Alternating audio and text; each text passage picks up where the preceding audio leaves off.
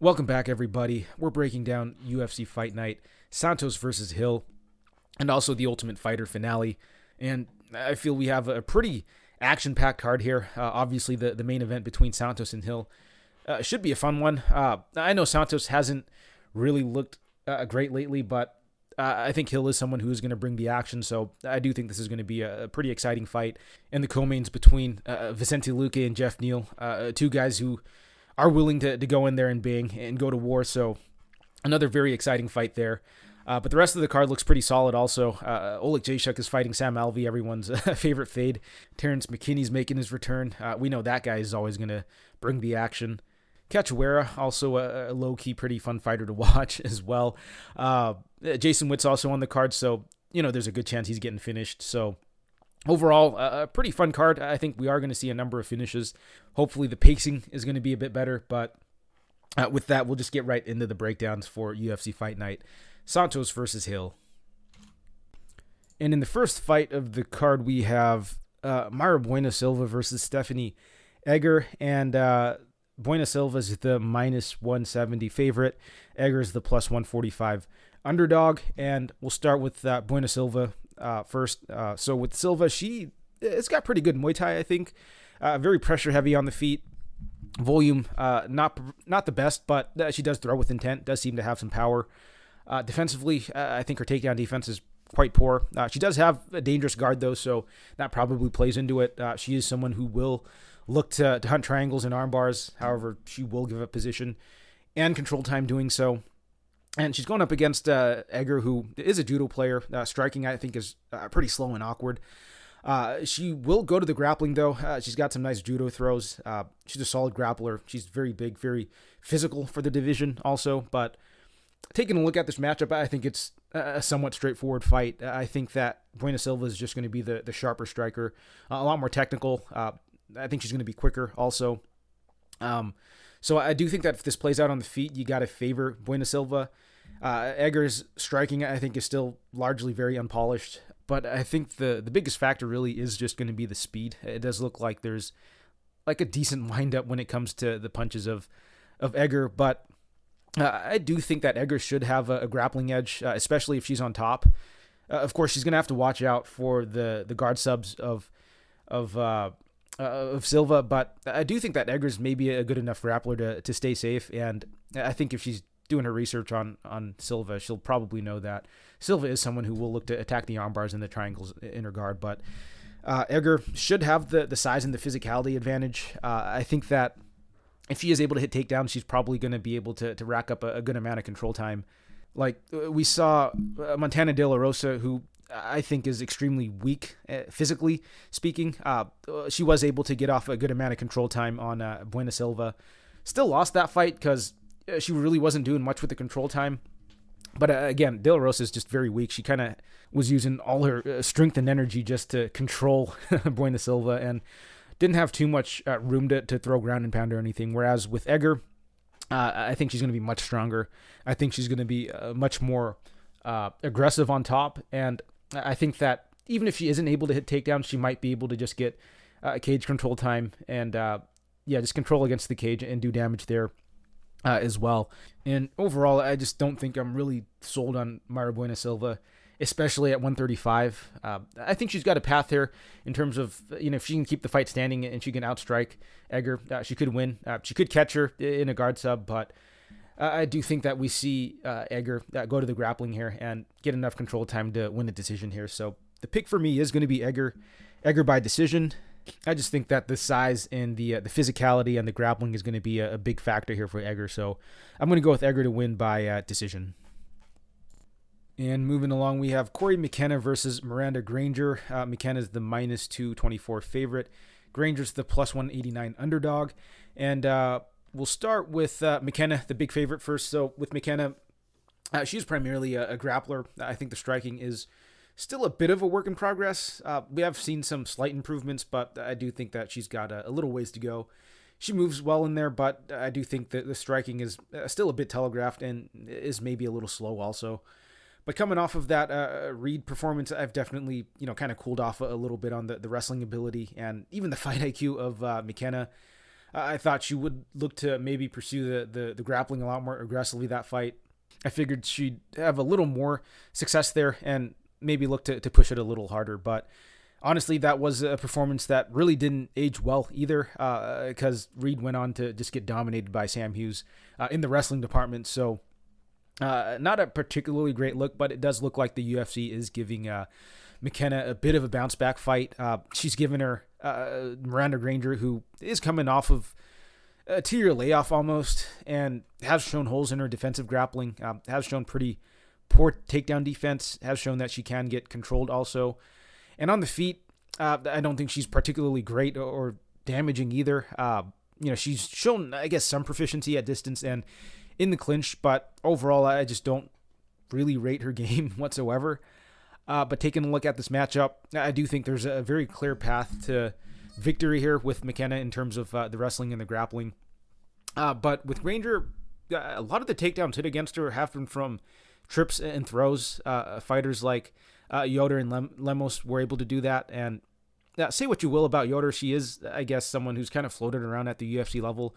And Lemos, obviously, top 5 girl right now. So I don't think they're completely terrible looks. And with McKenna, it seems like most of her wrestling success is from attacking the single and the double. I have seen her look to, I think, go for like a trip or like a throw against Reed, but she didn't really have a ton of success there. I don't know if it's just maybe a strength thing or maybe it's a balance issue, but from what I have seen, McKenna actually isn't a fantastic takedown artist. Most of the success she's had on the ground have been against fighters like Kay Hansen, who that was actually a very close fight. Arguably, it was a wrong decision there. Kay Hansen probably should have won that. And then the other was against Demopoulos, who just kept flopping to her back and was giving up a lot of top control time. McKenna was able to stay safe. She's a good enough grappler to defend the submission attempts, but you look at the fights that McKenna's in and how they're getting to the ground, and really, I don't think it's a function of her being a good wrestler or anything. It's just that she's fighting a lot of other grapplers who are kind of content to oblige her in the ground exchanges. And the one time she did fight someone at the UFC level who is looking to strike with her, she wasn't able to have as much wrestling or grappling success. And I think in this fight, we are going to see Granger look to try to keep this fight standing as long as possible. And I do see a scenario where maybe she is able to keep it standing long enough to outpoint her, just because Granger, she is going to be the much bigger girl, 4-inch height advantage, 10-inch reach, which is actually pretty insane. But at the end of the day, I just don't think that Granger's that good of a fighter. But I do think the value side is Granger, just because I think that McKenna still is a little green in there. But she still is pretty young, and I do think that she is going to be making improvements in her game. And coming off of a bad performance where there was a very clear path to victory for her, I can see her just being super aggressive with the wrestling. But again, I just can't lay the minus 200 here. I don't think that she's quite reliable enough to be laying that sort of chalk. And I can see a path to victory for Granger. But ultimately, I am gonna pick McKenna here. I think that if she is somehow able to get this fight to the ground, she can probably have a lot of success controlling Granger. Granger, I don't think, has the best defensive grappling or get-ups. It's just getting the fight there. So the pick is McKenna, but again, minus 200 is pretty ridiculous. Granger by decision might be worth a shot, just because if she is able to keep this fight standing for maybe like 8-9 minutes, she probably does have a realistic path to victory in outstriking McKenna here. But official pick, I'm going to go with McKenna by decision. And moving right along, we have Jason Witt versus Josh Quinlan, and Quinlan's the minus 210 favorite. Witt is the plus 180 underdog, and we'll start with Witt, the more proven UFC guy. So with Witt, we kind of know what we're getting with him. He is a wrestler, a very stocky build, does seem to be pretty strong in there, and he is someone who is generally pretty reliable to push the wrestling, which is really all he's got at this point. I don't think he's a really good striker, and his chin is very suspect, so he does have to push the wrestling to win here. And for someone his age, I think his cardio is actually okay, especially with how aggressively he does push the wrestling. That said, though, he does slow down. I don't think he could wrestle hard for 3 rounds. I think he's got maybe 1.5, maybe 2 rounds of wrestling, and then he does seem to fall off a decent amount. But, of course, the big concern with Witt is going to be the chin. He has been knocked out on a number of occasions. He gets rocked really easily, and I doubt that at this stage in his career it's going to get any better. And I feel like that's actually a pretty big factor here because he is going up against Quinlan, who, while I don't think is a fantastic striker or really even a good fighter, Quinlan does have a lot of raw power. Overall, this game, I think, is still pretty unpolished, but I think for this matchup, he does have a lot of tools to succeed here. Obviously, the guy's got power in his hands. He's finishing all of his opponents on the regionals. The power does seem to carry late into fights also. I've seen him get knockouts into the third round. That said, though, it is against pretty low-level guys. I think that Quinlan overall still is very unproven. We don't really know how good he is, and just based on the eye test, he doesn't seem really all that good either. But I think the big factor here really is just going to be the power from Quinlan and the chin of Witt. I think that Witt is liable to just get starched at any point during the fight. He can get put out early when Quinlan is fresh, and I could see Witt going down late also, especially if he starts to slow down. We saw in the Barberena fight, he was slowing down, and he was starting to take a ton of damage late. Did get rocked pretty badly. I don't know how close it was to finishing, but he was put in a pretty bad spot, and against someone like Quinlan, I can see Quinlan pulling off a late knockout also. But with Quinlan, from what I have seen, he does seem to have a decent sprawl. I have seen him hit reversals also. But again, I don't know how much stock you could put into those because it is against very low-level competition. But stylistically, I can't see him giving Witt a lot of troubles just because I think Quinlan, his takedown defense and get-up seem okay. Don't know how it's going to look against someone like Witt, who probably is going to be the best wrestler and grappler he's fought. But Quinlan, he does seem to have decent cardio in that he still has power late. And I feel like against someone like Witt, as long as you are able to carry some of that power later into the fight, I think that the knockout is still very live. And we saw that a bit in the Phil Rowe fight with Witt, where Witt was actually looking, I guess, pretty good with the wrestling. He was getting a lot of control time. I think he won the first round pretty clearly. Was hitting takedowns in the second also, but Rowe kept making him work, and he got back to his feet and eventually was able to find the knockout. So I think that's something that could happen here with Quinlan. Quinlan is someone that does seem like he's not going to accept bottom position. He's going to make Witt work, and I think it's going to drain on the cardio of Witt, and I think eventually Witt's going to slow down enough. We see some big punches landed by Quinlan and eventually put him out. So the official pick for this fight, I'm going to go with Quinlan. Round 3 knockout, but realistically, I think it could happen at any round. The line is pretty wide just because Quinlan still is pretty unproven. He's fought just a lot of low-level guys. We don't know how he's going to look against, I'd say, a pretty solid wrestler in Witt. I definitely could see Witt, getting enough top control time for 2 rounds and winning a decision here, and maybe just somehow avoiding a bomb from Quinlan and not get put out. So I think Witt by decision could be value because he could just get enough control time to grind out a very close decision here. But you just got to be aware that Witt can go down at any point in a fight.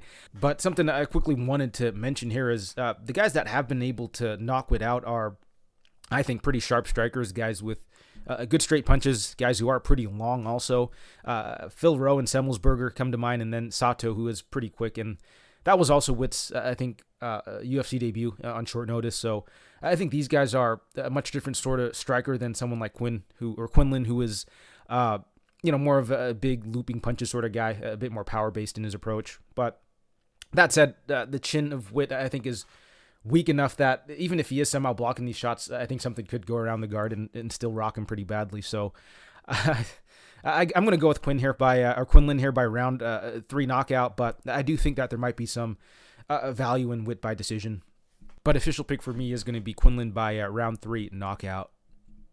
And moving right along, we have Takashi Sato versus Bryan Battle. And Battle's the minus 230 favorite. Sato's the plus 195 underdog. And we'll start with Bryan Battle. So with Battle, he is a very high output striker. Very long for the division. And he does use it pretty well. He's got a very kick-heavy offense. I've seen him mixing the takedowns and the clinch work. But with Battle defensively, he is, I think, very hittable. He leaves a lot of openings, especially with all the naked leg kicks that he does like to throw. But Battle, he is a pretty tough guy. He's got good cardio, and he is still pretty young, and I do see him making improvements fight to fight. And it does look like his strength and conditioning is improving also. But on the other side, we have Takashi Sato, who is primarily a striker. He's got good footwork, good movement, but overall is pretty low volume. He is someone that can be maybe a little too patient lining up that left hand of his. However, he does have power when he connects. That said, though, he's really only been connecting on some of the chiniest dudes at the UFC level. Also, on the Sato side, he does seem to have pretty poor takedown defense and get-ups, just pretty poor grappling in general. But taking a look at this matchup, it is an interesting one because on one side, we have a guy coming off of The Ultimate Fighter. Both UFC wins have been over The Ultimate Fighter guys. He's high volume, he's got good cardio, but is kind of hittable, and he's going up against someone who is somewhat low volume. Has got some power in his hands and has had a pretty unimpressive UFC run so far, which I feel like we've kind of heard the story before. But in case anyone's wondering, I am referencing the Tercios Zahabi fight. Obviously, it's a different fight, different matchup, different fighters and situations, but the fact is, I do think this is a decent step up in competition for Battle. I do think he's got the tools to do well here. He's got good cardio, durability, output, and size. And overall, he is just someone who will move forward and throw volume, and he's just a dog in there, so a lot of favorable attributes. But overall, I just don't really think he's that good of a fighter, if I'm being honest. I think he's a little slow. I think he's a little sloppy and quite hittable also, which, he was taking some damage from Gore, and if Gore was throwing a little more output, he could possibly have, stolen that fight or maybe hurt Battle, but Gore just was way too passive in there, even though he did have a really solid second round against Battle. But I feel a lifelong striker like Sato, who is pretty quick on the feet, he does have pretty sharp striking. I feel like he could potentially capitalize on some of these openings. That said, though, Sato's just been way too passive during his UFC run. In the Baeza fight, Baeza was just kind of teeing off on him with the kicks, and Sato really wasn't able to answer. And then he did eventually get submitted that fight, which I think is still a big hole in his game. Bilal Muhammad was able to submit him. Gunnar Nelson was able to just backpack him for most of 3 rounds. And the wins that Sato does have are over guys who are very chinny in Ben Saunders and Jason Witt. So the wins really aren't that impressive, but I'd say the losses aren't too bad either. I mean, I think he's losing to pretty solid competition. And I do feel that Battle kind of maybe falls somewhere in between, right? But I do feel that this is, I think, a decent step down in competition enough compared to guys like Baeza and Nelson that we could see Sato have maybe a little more success on the feet. But at the end of the day, I do think that Battle should win this. Assuming he comes out here and throws the same sort of volume he does, like he did in most of his fights, I think he should be able to out-volume and outwork Sato. The guy's going to be spamming leg kicks. He is capable of mixing in the wrestling and grappling, which I do think is going to be a big factor here. Sato just hasn't really been able to stuff takedowns and work his way back up. I feel that someone like Battle, who is going to just make it a very scrappy fight, someone who's going to push a pace in there, and someone who is going to be bigger than Sato, I think he will give him some trouble in the grappling department. So I'm going to go with Battle to win by decision, but honestly, that Tercios fight left a really bad taste in my mouth, and I'm just not super high on these guys coming out of The Ultimate Fighter. So while I do think that Battle should take this, I don't think I'm going to be laying the minus 200 on him. So give me Battle here by decision, but I don't think I'll be playing the money line at all here. And moving right along, we have Terrance McKinney versus Erick Gonzalez, and McKinney's the minus 1,000 favorite. Gonzalez is the plus 600 underdog, and we'll start with the big underdog in Gonzalez first. So with Gonzalez, from what I have seen, he does appear to primarily be a striker, but honestly, I really don't think he's that good. He does seem to have, I guess, a decent jab and some kicks, but he's largely crushed cans, and we did see him in his debut against Miller. He got pieced up in the first and eventually went on to get finished in the second. Does seem to have a tiny bit of offensive wrestling, but he's not someone who's very aggressive on top either. Defensively, I have seen him take him down. I've seen him held against the cage and stuck on his back before. So a lot of red flags on the Gonzalez side. Not very impressed with what I've seen so far. Not really sure how he made it to the UFC, and honestly, I don't get the matchmaking either. The guy gets matched up with a veteran in Miller, and then he gets matched up with a killer in McKinney. But speaking of McKinney, he's very straightforward to break down. With McKinney, he's basically a a round one killer in there, someone who just really has no concept of pace or game planning, someone who's just going to go in there and look to murder someone early. So very fun to watch, but it does leave him extremely vulnerable come that second round, as he's likely unloaded the tank in that first round. And sometimes he doesn't even make it to the second round, as we saw in the Dober fight where, he had Dober at the brink of death. He was mauling Dober. He was doing some serious damage to Dober, but then gassed out and got finished all in the span of 3 minutes. So with McKinney, the guy's got power in his hands. He's a good wrestler. He's got solid jiu-jitsu and is a very good athlete. So, you put that all together, he is super dangerous early. And given what we've seen from Gonzalez, I think that McKinney round one is the obvious pick here. No way you could lay the minus 1,000 on him. That's just absolutely ludicrous for someone whose win condition is really just tied up into that first round. And if he doesn't get that finish, he's just going to gas out and die in there. So kind of hard to lay that money line on him. The props haven't dropped yet, but I suspect that round one prop for McKinney's probably going to be pretty juiced also. I wouldn't be surprised if it was like minus 200 or something, in which case that's probably unplayable also. You can't play a round prop at that sort of juice. Because I do think he likely gets the finish early, but if for some reason or somehow Gonzalez is able to survive and he's able to defend the ground and pound and the submission attempts, I think he's very live to eventually get the finish come that second or third round, because with McKinney, he just goes so hard in that first round that he doesn't really leave himself with anything to work with come that second and third round. So I do like McKinney to get it done in the first round, but honestly, where the odds are at now, I think that it's probably dog or pass or Gonzalez round 2, round 3. But yeah, I don't think you could really play McKinney at these numbers. McKinney round 1 probably isn't even playable either, but official pick for this fight, I'm going to go with McKinney. Round 1 knockout. I think he likely does find the chin of Gonzalez, either pounds him out or maybe just gets the submission, but I do like McKinney to win in round 1. And in the next fight, we have Sam Alvey versus Michał Oleksiejczuk, and Oleksiejczuk's the minus 600 favorite. Alvey's plus 450 underdog. And we'll start with the big favorite in Oleksiejczuk first. So with Oleksiejczuk, he's a very scrappy, very aggressive offensive striker. He's got good movement on the feet. Likes to bounce in and out of the pocket. Likes to rip to the body. And Oleksiejczuk, he's quick in there. He's usually going to be the quicker fighter. But the issue with him is he does tend to be a bit undersized. He's got quite poor defensive grappling. And it doesn't really help that he's undersized also. And it looks like he's maybe realized this and is cutting down to 185 for this fight, at least according to Tapology. So it'll be interesting to see how he performs at this weight class. I would like to see if he still has the same sort of the speed that he did at 205. And I would like to see how his cardio is going to look also, right? Because with Oleksiejczuk, he is someone who will slow down later in fights. And cutting down to 185, you have to wonder how he's going to look going into that second and third round. And he's going up against Sam Alvey, who, quite frankly, is probably on his last legs. The guy hasn't gotten a win in over 4 years, and the last win that he did get was actually over Jean Vellante, and that was a split decision win. So not a great look, and honestly, Alvey's looked progressively worse fight to fight. The issue with Alvey, it's kind of just that he's pretty low output. He's a counter striker, and his game really hasn't evolved.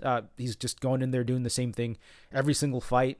And as he's gotten older, I feel that style's gotten even less effective. So I really don't like where he's trending. And on top of that, he's looked a lot slower. He's getting finished at a much higher rate. He's getting dropped. He's getting hurt. So these are just, I think, major red flags in my opinion. He's getting a little up there in age also. So I just don't think he's going to be getting any better. I don't think the durability is going to get any better. I doubt that we're going to see much of a resurgence or anything from Alvey.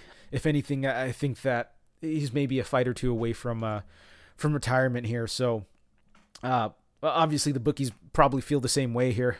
You're getting minus 600 on Oleksiejczuk, so they're really making you pay in this spot. But it's kind of understandable. We have two guys who are at completely different stages in their career. Oleksiejczuk, he's the much younger guy. He probably does have a future at the UFC level, whereas with Alvey, he's going to be the more seasoned striker, but he is likely on his way out, like I was saying before, probably knocking on the door of retirement here. And if you look at their overall strength of schedule, I'd argue that Oleksiejczuk's probably beaten the better guys at light heavyweight, right? So overall, I do like Oleksiejczuk a lot more in this spot. Oleksiejczuk should be the quicker guy. I think he's going to be hitting harder, and I think he's got better durability at this stage in his career. That said, though, Alvey, he is a pretty tricky southpaw striker, but I just think he's a bit past it. I think he's kind of washed, honestly. So I think Oleksiejczuk gets it done. I think Oleksiejczuk gets it done by round 1 knockout. Again, I am a little hesitant playing Oleksiejczuk just because, one, the price tag is pretty hefty here. Another is that Oleksiejczuk is moving down to 185, which has me a little concerned. But, assuming he cuts down correctly, I don't think it'll be a massive issue. Oleksiejczuk has historically been a pretty undersized light heavyweight. I think he'll probably be an average-sized 185er, honestly. But as long as he's not just looking to cut like 20 pounds of water weight, he should be good. I think if he's lowering his walk-around weight a little bit, cutting a bit of fat before, the big weight cut, he should be able to cut down to 185 and not suffer too much in terms of his performance, right? So I'm going to go with Oleksiejczuk. I'm going to go with Oleksiejczuk by round 1 knockout. I really don't like how the durability of Alvey's been trending. He's getting hurt by Brendan Allen. He's getting hurt by Julian Marquez. And I can see Oleksiejczuk doing the same. Oleksiejczuk's a really heavy hitter. He's putting out light heavyweights. And I think someone like Alvey at this stage in his career isn't going to be able to take too much damage from someone like Oleksiejczuk. But if it does get extended, it could get interesting because Oleksiejczuk does slow down in fights. And at 185, that could be an issue. So, again, I wouldn't go hard on Oleksiejczuk here. Honestly, I don't even know if I'd recommend parlaying him at minus 600, but I do think he gets it done. I think he gets it done by round 1 knockout. And in the next fight, we have Ariane Lipski versus Priscila Cachoeira, and Lipski's the minus 170 favorite. Cachoeira's the plus 145 underdog, and we'll start with Lipski first, who is primarily a striker. She does have, I think, a pretty diverse striking attack. Overall, I actually think her offensive striking's pretty solid. At least for the division. She has shown that she can land some trips and throws also. But overall, her game's just, I think she's much more comfortable on the feet. But I think the big problem with Lipski is going to be a couple things actually. One, the poor striking defense, and two, just very poor get-ups and takedown defense, which I think is going to mitigate any sort of offensive striking she usually has. All of her losses at the UFC level have been to opponents who have been either able to take her down or just been able to outvolume her. And her wins have been over very subpar competition. Girls like De Padua and Luana Carolina and Mandy Bohm. But Lipski, she is kind of marketable, so the UFC is trying to maybe set her up here, give her a bit of a softball matchup here. In Cachoeira, who is very hittable, someone who's going to look to just come forward and look to throw down. She's aggressive. She's got some power in her hands, but overall, I do think the striking of Cachoeira is still pretty basic. I think she's extremely hittable also. Probably one of the most defensively void fighters in the division, but again, she is very tough, and she is someone who will look to continue to move forward for all 3 rounds. So on paper, it does seem like it could be a pretty favorable matchup for Lipski. I think that Cachoeira is likely going to give Lipski the fight she wants, and that's going to be a stand-up affair. Lipski, in my opinion, is going to be a little quicker, a little more technical, and will have the age and the reach advantage, which I think should matter here. But Cachoeira is coming off of a win where she was able to steal a decision, landing just harder shots and being able to move forward. So I think that could potentially happen here. Lipski or Cachoeira does have, I think, a lot of tools that will help her succeed. When it comes to low-level women's MMA, she is someone who is pretty aggressive. She hits hard. She's got good volume. She's also very durable, and I think when you combine all those things, even if you're not the most skilled fighter, I think will have some success, especially when it comes to lower level women's MMA. But with that said, I do think that Lipski should be able to edge it here. I think part of the reason that Cachoeira was able to steal that decision from Kim was the power optics and just how hittable Kim was. I think that Lipski is, a little better defensively than someone like Kim. So, maybe we don't see Cachoeira be able to land as many big power shots on Lipski. Lipski, I do think, is going to be a bit quicker, and I do think that with her reach advantage also, we could see her just maybe kind of just touch Cachoeira at distance, kind of stay on the outside and avoid some of the big power shots from Cachoeira. So for those reasons, I do think that Lipski should be able to edge it here. But again, it is going to probably be a pretty close affair. I do favor Lipski to pull off the win here, but I don't know if it's really worth laying the chalk on, especially with how inconsistent some of the judging can be. Some of the judges might just end up favoring the power of Cachoeira, the aggression of her. So yeah, not a fight I'm really looking to target. If anything, I might just poke Lipski small by decision. Cachoeira has shown incredible toughness. Lipski's not a big power puncher herself, so I could see her maybe just landing some cleaner shots and doing a bit more damage over the course of 3 rounds and edging a decision there. But official pick for this fight, I'm going to go with Lipski by decision. And in the next fight, we have Augusto Sakai versus Sergey Spivak, and Spivak's the minus 210 favorite. Sakai is the plus 180 underdog, and we'll start with Sakai, who is a Muay Thai striker, somewhat quick hands for someone his size. He's got a good kicking game. He does like to work in the clinch also. Decent volume, but historically where Sakai has struggled has been off his back, and that was something that wasn't really exposed until the Overeem fight, where an older kickboxer, Overeem, was able to just kind of have his way with Sakai on the ground. But outside of that, we actually haven't seen his takedown defense or bottom game tested extensively. In the Ivanov fight, it did a little bit, but it was largely a striking affair, and Sakai kind of got away with an illegal fence grab there. But overall, we actually haven't really seen his grappling game being tested that much outside of the Overeem fight. And I do think it's going to be a factor here because he's going up against Spivak, who I'd say is a solid heavyweight wrestler. He's got a good single leg. He's got a nice outside trip. He's very heavy on top. He knows how to make his opponents carry his weight. And I do like that he's generally looking to consolidate position before laying the ground and pound. Spivak, he can play it a bit safe sometimes in that regard, right? He will look for the ground and pound and submissions if it presents itself, but largely he is looking to control opponents, and he is someone who generally won't overextend or really force it if the opportunities don't present themselves. He is someone who is kind of content to maybe let the fight ride out sometimes, like we saw in the Felipe fight and the Oleinik fight. Spivak, he has been knocked out a couple of times, which is a little concerning, especially at the heavyweight division. But stylistically, I do think that this is a pretty favorable matchup for Spivak, because the only time we really saw Sakai aggressively grappled, he lost pretty decisively, and that was against Overeem, an older guy who is mainly known for his striking, right? So a little concerning there, but I guess it is also worth noting that this did happen a bit later in the fight, where Sakai was starting to slow down a bit, and Overeem kind of did catch him off guard a little bit. Overeem is primarily a striker, and he was striking with Sakai largely up until he started hitting takedowns, I think, in the 3rd round. So Sakai probably wasn't really expecting it, whereas in this fight, he probably is game planning for Spivak to look to take him down.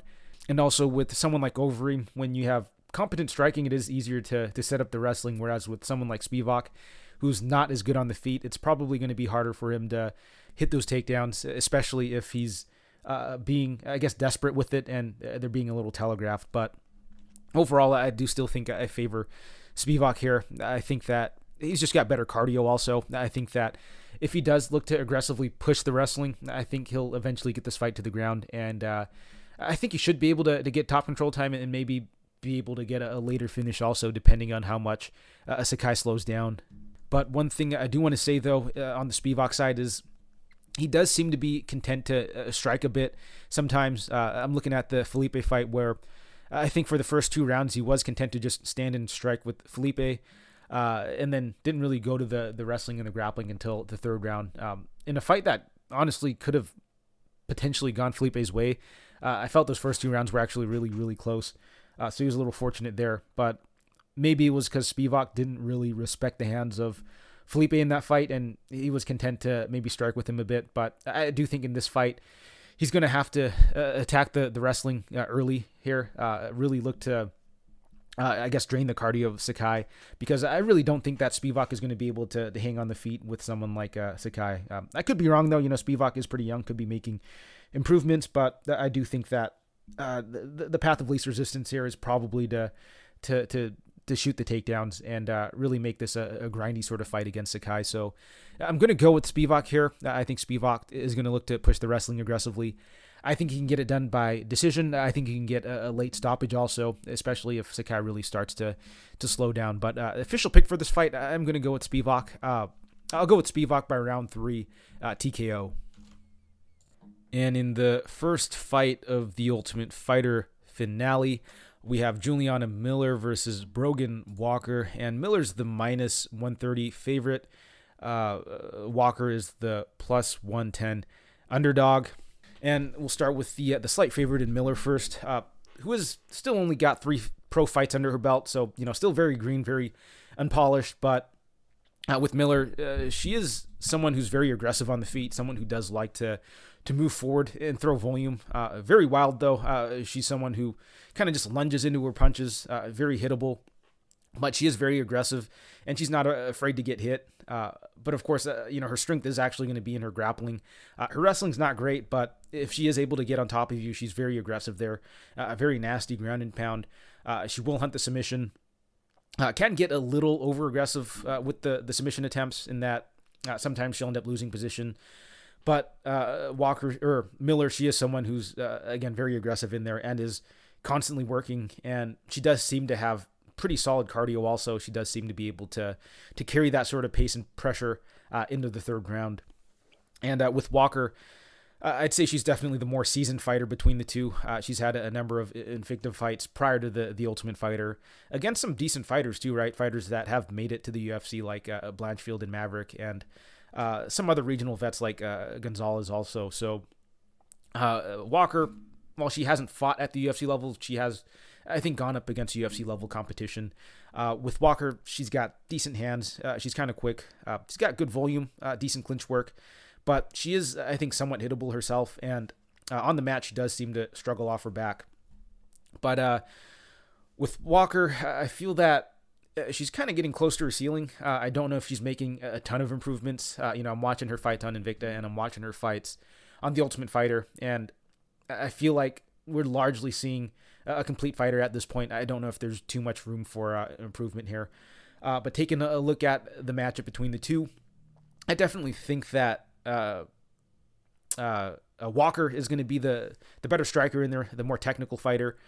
But I really do like the aggression and the forward pressure and volume that Miller brings. I think that will likely even out the playing field a little bit in terms of the striking, because this honestly kind of reminds me a little bit of the Maria Oliveira fight and Gloria DePaula fight, where I feel like one fighter is a little more technical, but one of the fighters ended up just being a bit more aggressive.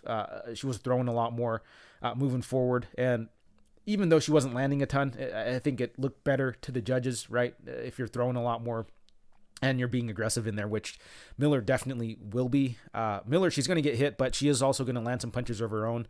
I think it's going to look a little better in terms of the optics, rather. And on top of that, I think that if Miller is able to hit takedowns, if she is able to get her grappling going, I think she's going to have a decent advantage there. I think the cardio of Miller might be a little better also. So for all those reasons, I got to go with Miller in this spot. I think Miller by decision is likely what's going to happen.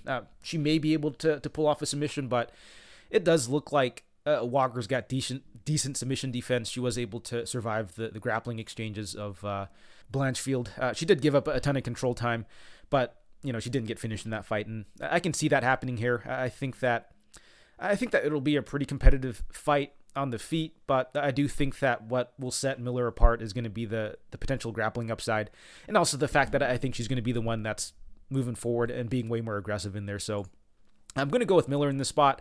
I'll probably bet her small at this price. I just think she's got a lot of upside in this fight. She is still very green, so she is going to be prone to making mistakes, which can definitely happen in this fight against a more seasoned fighter in Walker.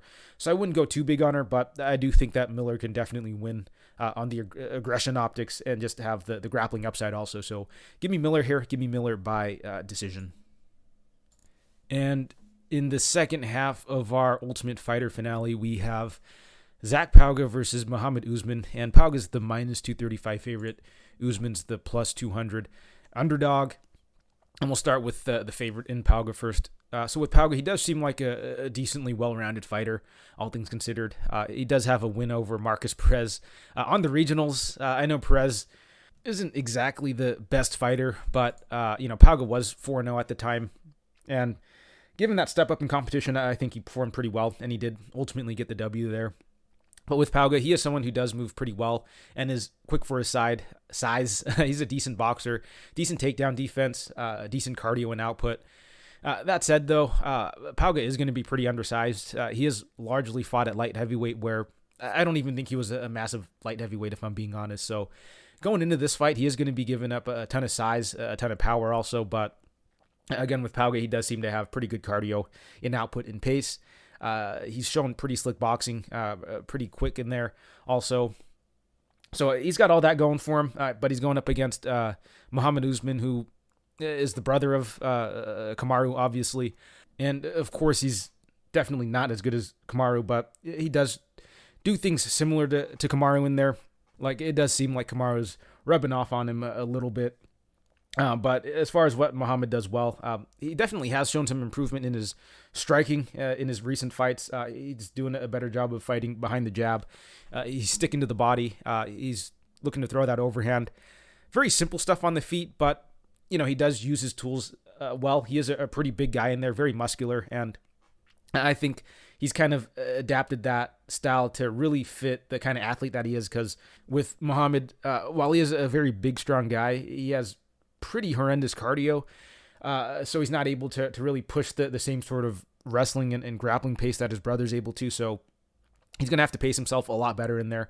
He's going to have to fight a lot more patient, and being the big, long guy that he is, well, not exactly long, but he is going to have, I think, a reach over Pauga here. So I do like that. He's fighting a lot more measured. He's using those kicks. He's fighting behind the jab. He's sticking to the body. So these are things that aren't very energy consuming, and for someone as big and strong as Mohammed, I do think that it's very suitable for him to do that. That said, though, I still think that Mohammed's still a very unpolished fighter. I do still think the cardio is still a very big liability for him.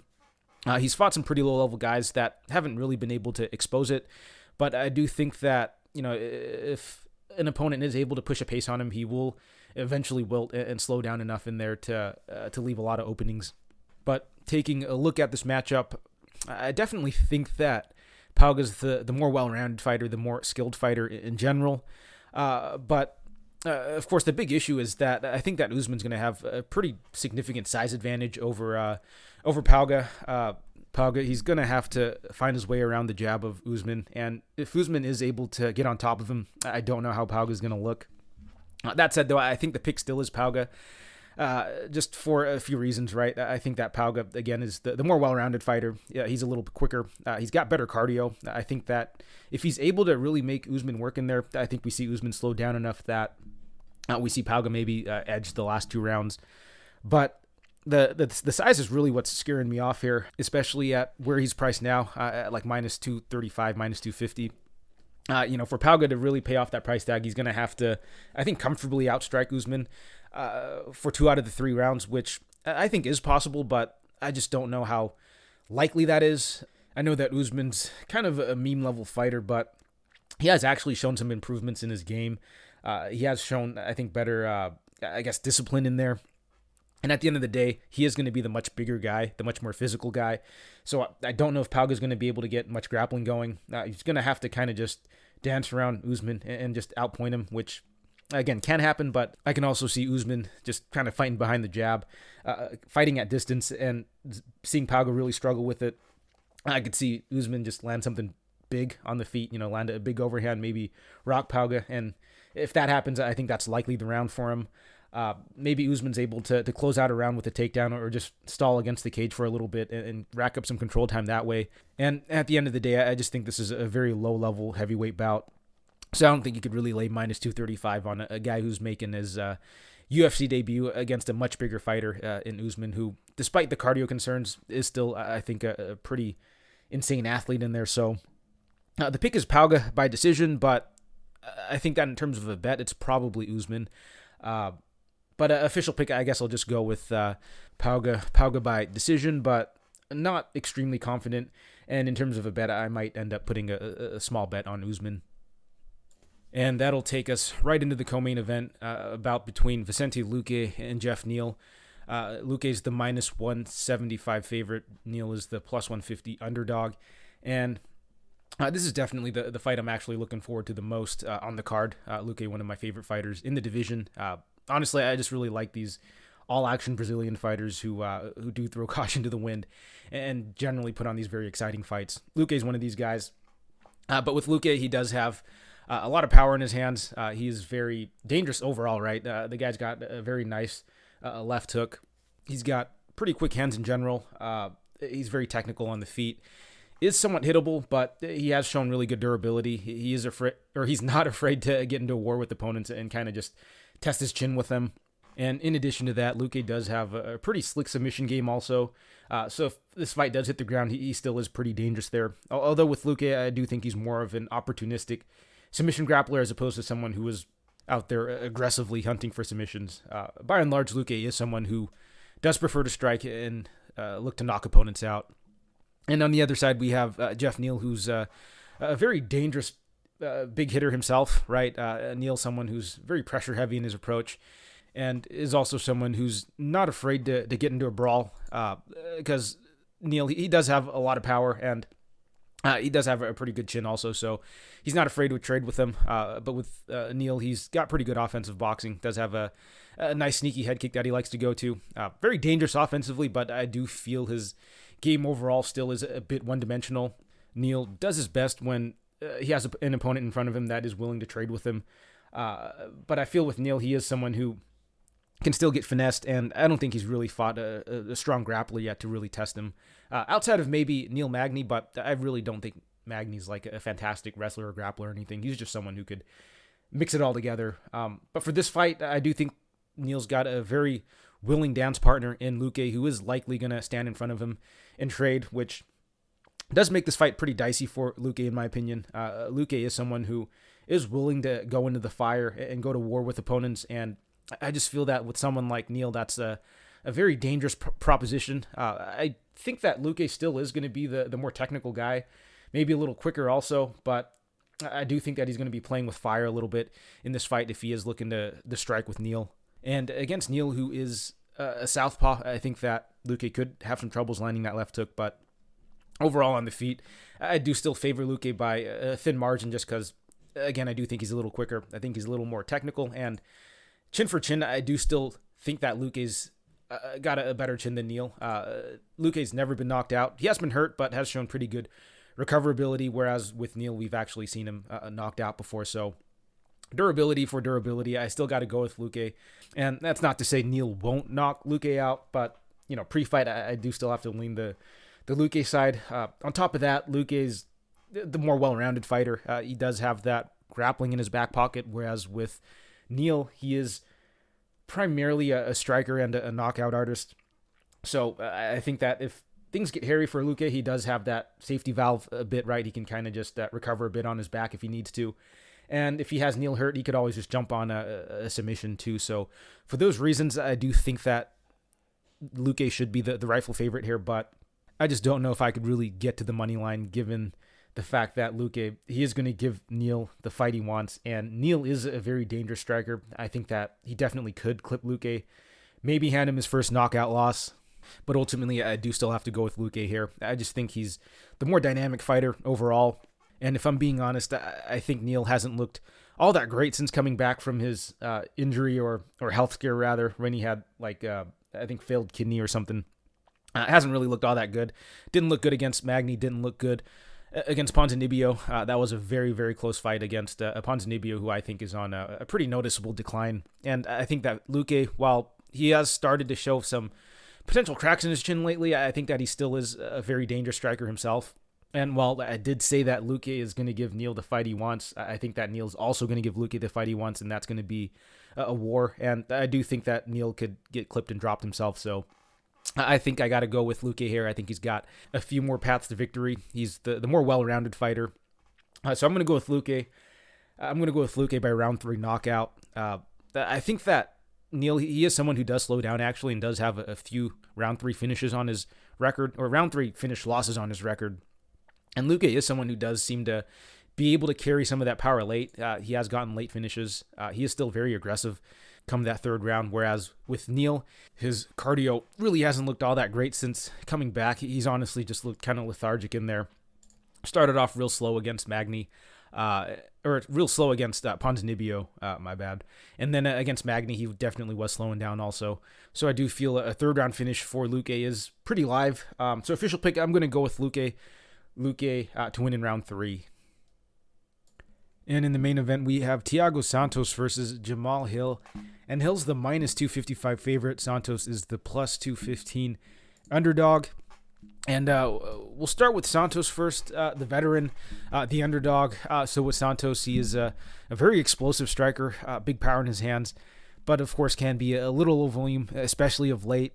Although historically he hasn't really been a very high volume striker. He's kind of just been someone who likes to sit back and kind of capitalize on openings. He's been very effective with it though. I think 8 knockouts at the UFC level. So they've kind of been masking it a little bit, right? Because he's had success with it. But lately he struggled a lot more. He's kind of been content to just sit back and throw leg kicks and kind of just let fight slip away. And I think the issue is, I think it's the age, honestly. The speed and the explosiveness maybe isn't quite there anymore. And I don't think the double knee surgeries really helped whatsoever. Obviously, I think some of the power still is there. We saw him still hurt guys like Teixeira and Ankalaev. But I do think that he's lost enough of a step where once upon a time he probably would have rocked these guys really badly and been able to follow up with those sledgehammers and gotten them out of there. But now I just feel that, maybe he's just slowed down just enough to the point where he isn't quite able to do that anymore. And, obviously I still think he's a very dangerous fighter still, but just not quite what he used to be. And he's going up against a young, hungry fighter in Hill who is a very dangerous boxer in his own right. Hill, I don't think has the same sort of explosiveness and raw power like Santos, but I do think Hill's still very sharp, very good timing and accuracy, very quick hands. And I'd go as far as to say that Hill might have the quickest hands in the division at the moment. And I do think that's why he's so dangerous, because even though he doesn't have, I think that like one-punch knockout power, I think a lot of his knockouts are coming from him landing clean on opponents, catching them at the right time. So I think Hill, he is a very dangerous striker. He still is somewhat untested in terms of, I'd say, the takedown defense and the defensive grappling, but I really don't think Santos is going to push it here. He never really has, and getting late in his career, I doubt that he's going to be making major changes to his game. So I kind of do expect this fight to play out largely on the feet. And with Hill, I think an argument can potentially be made that maybe his level of competition isn't that great, but at light heavyweight, I'd say the division overall is still pretty shallow, and Hill, I think, has largely just run through his opponents, which I think is a pretty good look, but I guess leads to some other concerns also. Mainly how he's going to look in fights that I guess go later into the 3rd, 4th, and 5th round. However, I don't think that Santos will really be able to, I guess, drag him into deep waters, just because Santos, again, isn't someone who really pushes much of a pace either. So I think that this is somewhat favorable for Hill in that he'll be getting the fight that he wants, and I guess kind of the same with Santos. But I think what it comes down to, if it is a striking affair between the two, is just going to be the quickness and the age.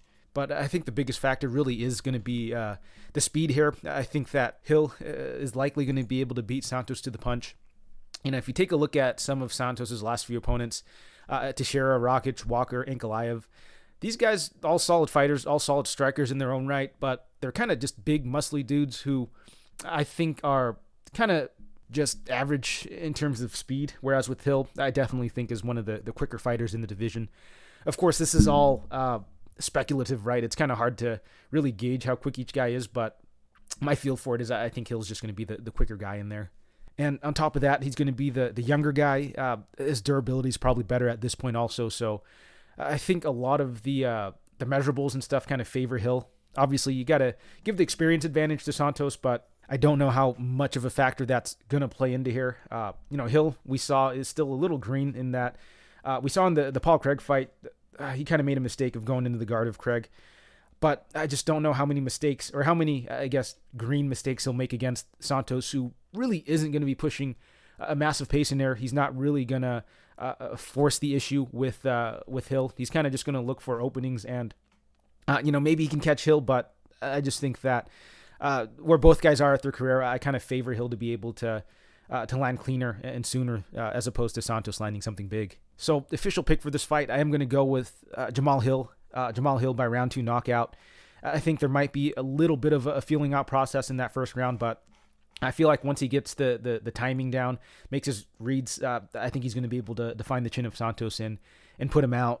However, I do think that how this fight plays out will kind of vary a bit depending on, I guess, what their game plans are. We did see with Santos, he's much more reluctant to throw nowadays. He's much more defensive, and he's kind of content to take the back foot and just play it safe. So for that reason, I can see it maybe going over, especially if Santos is playing super safe in there.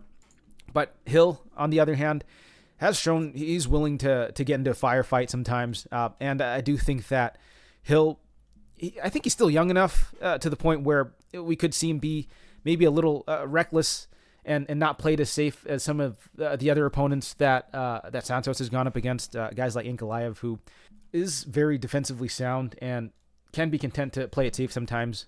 And then Johnny Walker, who, coming off of so many knockouts, probably wanted to play it safe also. And then Rakic, who, again, another risk-averse fighter. So someone like Hill, I can see him definitely looking to push a pace and bring the action to Santos. But I could also see Hill maybe taking a clean shot from Santos and deciding to maybe just play it a little safer also. So a number of outcomes on the table here, but official pick, I think I'm still going to go with Hill by round 2 knockout.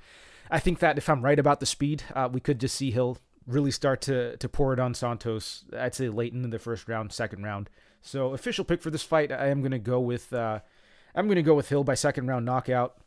Over-unders, I probably wouldn't touch unless it's some crazy number, just because whether or not the fight goes or doesn't go, I think is very dependent on how each guy approaches the fight. So official pick, give me Hill by round 2 knockout. And that'll do it for the breakdowns for UFC Fight Night, Santos versus Hill, which will bring us right into the recaps for the previous event. And overall, the card ended up actually being a pretty solid card. Some of the fights definitely delivered. It did start off a little slow, but did start to pick up, I'd say, later on towards the end of the early prelims. But with that, let's get right into the breakdowns. Kicking off the card, we had Ariane versus Mike Diamond, Blood Diamond, I should say. But yeah, I mean, I ended up having a couple units on Koski. Definitely started to regret it a bit, I'd say, going into that second round. Koski, he was looking very tired in there, but I guess so was Blood Diamond. But, I was concerned that Koski would start to fall apart and eventually get knocked out. But fortunately, he was able to pull through at the end there, hit that late takedown. And kind of glad we got that over with. I don't think either guy's UFC caliber. Koski is a very bad fighter. He really should have made, I think, much easier work of Blood Diamond. But Koski, the cardio, I think, is just way too big of a liability. And if Blood Diamond was any better, he probably would have been able to get Koski out of there. But fortunately, Blood Diamond's got pretty shitty cardio himself. But moving along, Nikolai Negumereanu versus Ihor Potieria. And I was on the Negumereanu side pre-fight. Didn't end up betting it. Probably should have just bet it right at plus money. But, I didn't have that much faith in Negumereanu, if I'm being honest. Potieria getting that big step up in competition, but, I wasn't really sure where his ceiling was at. So I just ended up passing on the fight. But solid performance by Negumereanu, just completely overwhelmed Peteria in there with his pace and pressure, and it didn't look like Peteria really was able to get anything going. Still hard to say if he's really UFC caliber or not. It's his UFC debut against a guy who might have been a pretty bad stylistic matchup for him. So would be interested to see how he's going to perform. Not going to jump to any conclusions here just yet. But moving along, Jocelyn Edwards, Jeon Kim ended up taking a small poke on Kim to win by decision. I thought it'd be a pretty close fight, pretty 50-50 affair. And I like the plus 170 on the decision tag. But at the end of the day, it was just a big size difference between the two, big physicality difference. Kim not really able to do much against those kicks. And Edwards, really not a good fighter, if I'm being honest, but going up against a much smaller Kim who's very pillow-fisted, she was able to just land, I guess, the harder kicks and win on the optics that way. I think Edwards still is a fade for me going forward. I think when she gets that slight step up in competition against a half-decent fighter who's going to be able to match her in size and physicality, she's going to struggle. And honestly, I probably should have waited a bit to fade her. Got a little impatient there, but 2 wins for Edwards in a row here, so they might give her a step up, and hopefully we could get her opponent at dog odds. But moving along, Michael Morales, Adam Fugit did not end up touching this fight. The line was just way too out of whack. Fugit actually put on a pretty damn good performance, but I think eventually the cardio and conditioning and the damage of Morales caught up to him, and Morales was able to pull off that late round knockout. Solid performance from both guys, showed a lot of toughness and grit. I did like to see Morales get extended in what was, I'd say, a pretty grueling fight. So I think it was a good experience for him, and I thought Fugit performed really well, all things considered. But moving along, Drakkar Klose, Rafa Garcia. I ended up parlaying Klose. I wanted to parlay the over also, but couldn't find anything that I really liked to parlay with it, so I ended up just passing on the over and ended up taking Klose. Pretty close fight, but at the end of the day, I think it was the pace and the pressure of Klose, the veteranship of Klose that pulled through. Overall, pretty solid performance by both guys in what was, I think, a pretty fun back and forth fight. But moving along, Don'Tale Mayes, Hamdi Abdelwahab. So definitely a big letdown spot here for Mayes. I was able to get in early on him at plus money, but even then I honestly felt like kind of shaky about it. I know a lot of people were feeling pretty confident about Mayes going in, but at the end of the day, Mayes still a very low-level fighter in my opinion, and he has shown a ton of holes in his takedown defense and defensive grappling, which I felt was going to be definitely exploitable in this fight. I just didn't think that Abdelwahab would have the cardio to pull it off late, but Mayes, he got hurt early, and it definitely looked like it changed the direction of the fight. But regardless, Mayes just not a good fighter, and Mayes reminding us once again why you got to be a little careful laying chalk on these low-level heavyweights. But moving along, Drew Dober, Rafael Alves. I had a couple units on Alves. Also took him small to win by submission. Probably didn't look like a great bet in hindsight. Alves, he did have some moments in there, but he was largely just getting picked apart on the feet. It did look like he may have landed a bomb at one point on Dober, but Dober just ate that like candy. Did get into a grappling exchange momentarily in the first round. Wasn't sure how close he was even to that submission, but I felt like that was largely going to be his win condition. And when he wasn't able to pull it off, it did look like he was going to start to fall apart, and he eventually did. Dober gets him out of there in that third round. And Alves, just not a guy you could really rely on to gut it out in a tough, grueling fight, whereas Drew, he is a veteran in there, and he is super tough. But moving along, Alex Morono, Matthew Semmelsberger. So this was a fight I was really going back and forth on in regards to whether or not I should bet it, and I did end up pulling the trigger on Semmelsberger late in the week. I was kind of hoping the line would fall, and it never did. I think minus 155 was the lowest it ever got, and I decided to just bite the bullet and take a 1.55 unit shot on there because I did feel that Semmelsberger, or at least I thought pre-fight Semmelsberger would win. I thought that striking would be competitive, but Semmelsberger would have a bit more of power, and I thought the power optics would be in his favor. He'd land the bigger shots and would be able to edge a decision if it went there, and I thought he'd have the knockout upside also with a potential wrestling upside. Morono doesn't have the best takedown defense or bottom game, and Semelsberger has shown some wrestling before, but ended up being largely a striking affair, and Morono was pretty much able to just get the better of Semelsberger in pretty much all the exchanges. So pretty bad read there. Probably should have just stayed away from the fight, but didn't quite have the discipline there. But yeah, bad read, bad bet. Moving along, we had in the main card, Magomed Ankalaev, Anthony Smith, and I did place a 1-unit bet on Ankalaev to win by decision. Also took a small shot on Smith to win by submission. Obviously wasn't really expecting it to happen. Ankalaev is someone who has slipped up later in the fight, and Smith is someone who has shown he could, hit these late submission wins. So just ended up taking a small poke on it. But I did expect Ankalaev to largely be able to control the fight, keep it technical on the feet, stay defensive, and mix in the wrestling, and look to grind rounds out that way. Obviously, something happened with Smith's ankle or leg or something. Wasn't able to continue fighting. But I did feel that, had he not have gotten that injury, it probably would have likely gone to a decision. We saw in that first round, Ankalaev, he was very content to, kind of coast in that fight. He was doing just enough to win rounds. He was landing the heavier shots. And honestly, if Smith hadn't injured himself, I do think that we likely see this fight go the distance, and we see Ankalaev win a 30-27 decision here. But this stuff happens.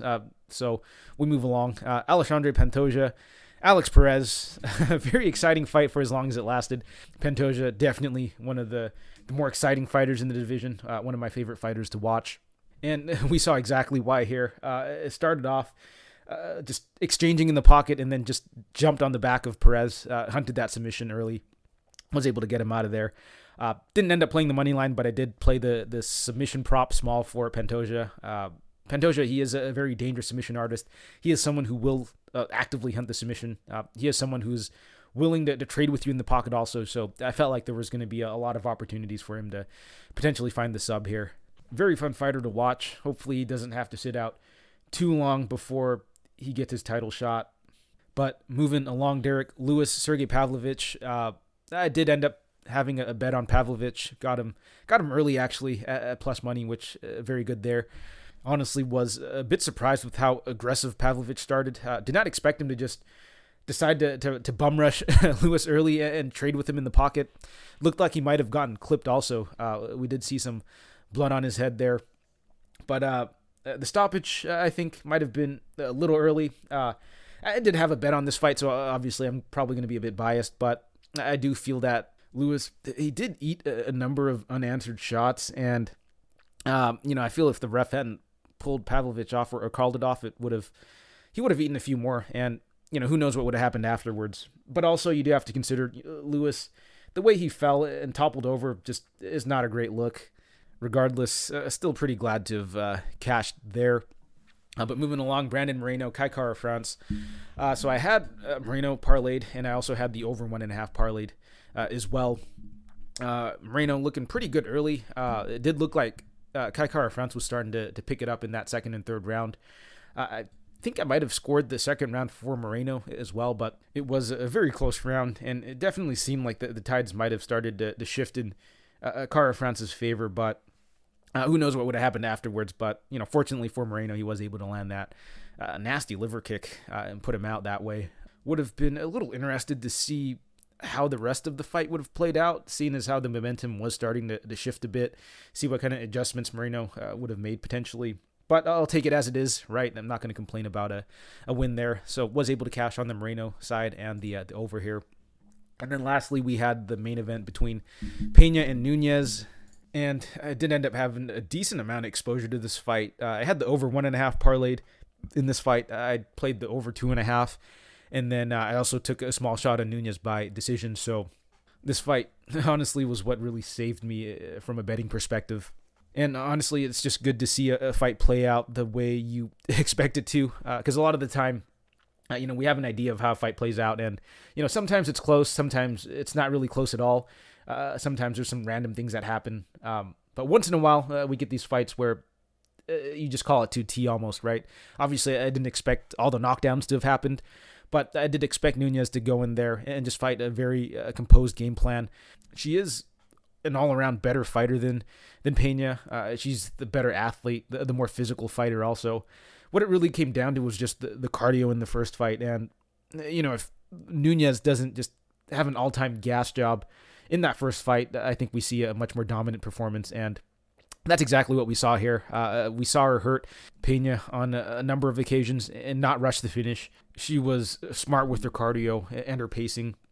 So yeah, just an overall very dominant performance by Nunes. I'm hearing a lot of people say that it was like a close or exciting fight, which I don't know. I'd say outside of that submission attempt by Pena, it was largely a one-sided beatdown. I don't really think it was that close, if I'm being honest. But regardless, a very solid performance by Nunes. Pena once again showing just how tough and gritty she is. And honestly, I was a little surprised with all the love Pena was getting, which, I kind of do understand, right? Because I definitely would not have bet Nunes at the price she was, minus 300. I wouldn't have parlayed her either. So I guess the alternative is the Pena, the big plus money number next to her. But I feel like Nunes' cardio might have gotten a bit underrated since her last performance, right?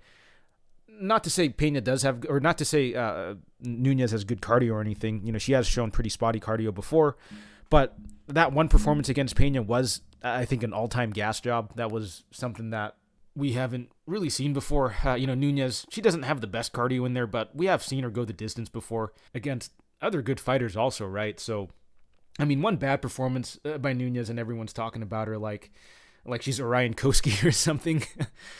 Anyways, I'm kind of glad that Nunes got the win there, because at the end of the day, I really don't think that Pena winning would have been great for the UFC. Honestly, just having Pena be the face of women's MMA is just, I think, not a good look for the sport. Like, I like Pena, but I don't think she would have been a very dominant champ. Anyways, pretty happy that Nunes got it done, and got it done by decision, also helping me cash that big plus money ticket. Definitely was screaming at the TV a bit there at the end. Watching Nunes almost get that crucifix on Pena. But fortunately, Pena was able to defend, and it did end up squeaking to a decision there.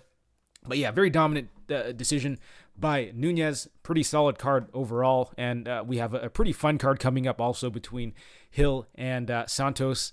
But again, I appreciate everyone for tuning in this week. Shout out to anyone who's, again, made it this far.